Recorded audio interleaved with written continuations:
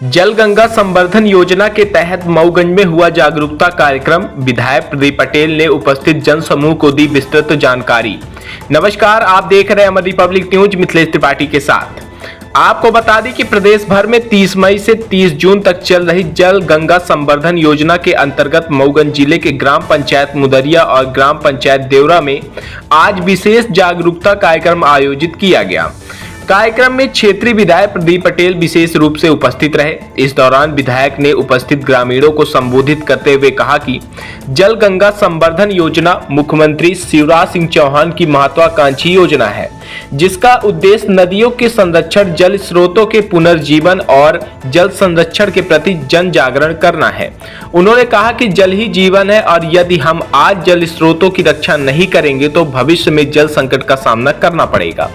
आप सहज ही अंदाजा लगा सकते हैं कि कैसे समूचे जिला में भीषण जल संकट छाया हुआ है। विधायक ने ग्रामीणों से अपील की कि वे अपने आसपास के जल स्रोतों की साफ सफाई और संरक्षण में भागीदारी निभाएं। कार्यक्रम के दौरान जल संरक्षण के महत्व, वृक्षारोपण, नदियों की स्वच्छता तथा वर्षा जल संचयन जैसे विषयों पर विस्तार से जानकारी दी गई। स्थानीय जनप्रतिनिधि, ग्रामीण जन, सामाजिक कार्यकर्ता एवं युवा बड़ी संख्या में उपस्थित रहे। अंत में विधायक श्री पटेल ने सभी से जल संरक्षण की दिशा में व्यक्तिगत और सामूहिक प्रयास करने की अपील करते हुए कहा कि जल गंगा संवर्धन अभियान सिर्फ एक कार्यक्रम नहीं बल्कि भावी पीढ़ी के लिए जीवनदायिनी पहल है। आइए सीधे जुड़ते हैं मऊगंज विधायक प्रदीप पटेल के साथ। अपने उद्बोधन में जनता को क्या कुछ संदेश दिया गया है।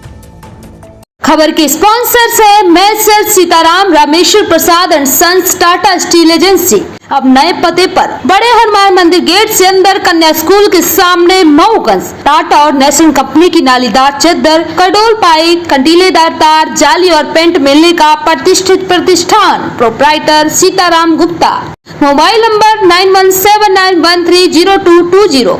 टाटा स्टील एजेंसी से ही ओरिजिनल मटेरियल खरीदे और स्कीम का सही लाभ प्राप्त करें।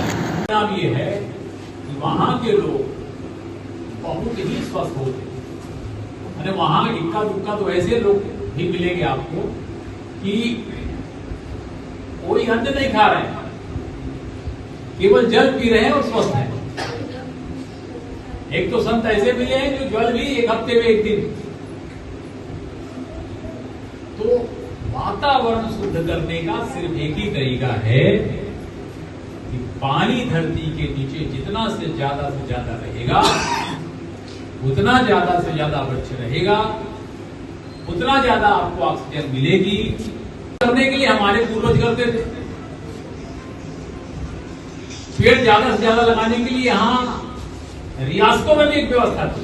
हमारे रियासत की व्यवस्था थी, राज्य व्यवस्था, कि अगर कोई अपने जमीन में आम का बगीचा लगाएगा, जितने एरिया में बगीचा लगाएगा उतने एरिया में टैक्स नहीं देगा।